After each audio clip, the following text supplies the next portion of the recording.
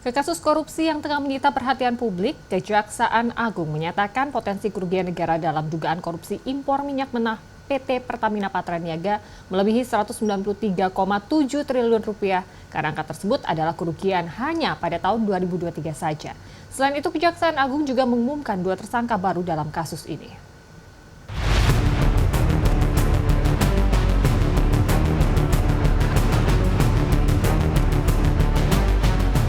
Kejaksaan Agung pada Rabu malam mengumumkan 2 tersangka baru dalam kasus dugaan korupsi tata kelola minyak mentah dan produk kilang PT Pertamina Persero.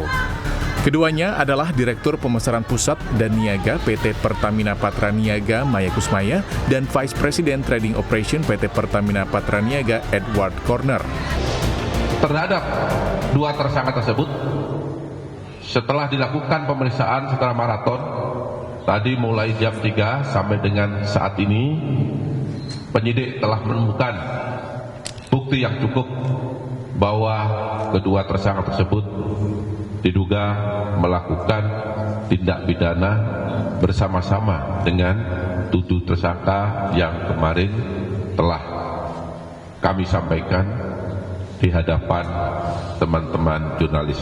Kapus Penkum Kejaksaan Agung RI Harli Siregar juga mengungkapkan potensi kerugian negara dalam kasus korupsi ini mencapai lebih dari 193,7 triliun rupiah. Angka 193,7 triliun adalah kerugian hanya pada tahun 2023 saja. Kerugian pada tahun 2018 sampai 2022 masih disidik dan dihitung oleh ahli.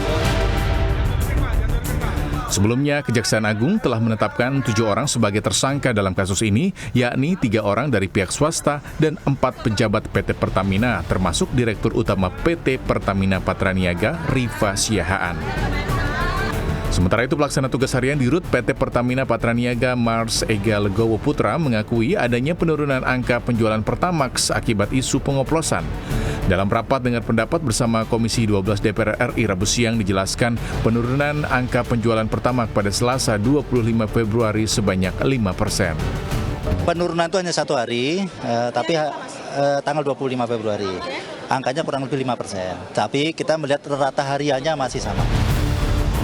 Mars Ega menambahkan penurunan terjadi karena sentimen negatif isu Pertamax oplosan walau hanya berlangsung 1 hari.